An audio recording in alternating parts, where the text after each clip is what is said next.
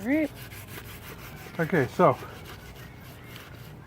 we got the main chamber and the lid poured. The plaster is now starting to set. Doing a little bit of cleanup to make it fit up nicer. We'll then be able to set the units on top of each other, and we'll make a good seal for when the Foundry is running.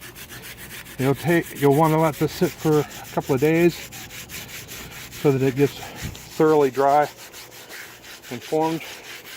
Then we can take and clean off the outside and decorate it, paint it, whatever you want to do.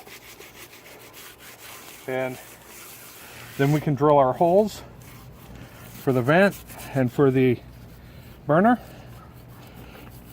And then we attach our burner and we'll have a Foundry.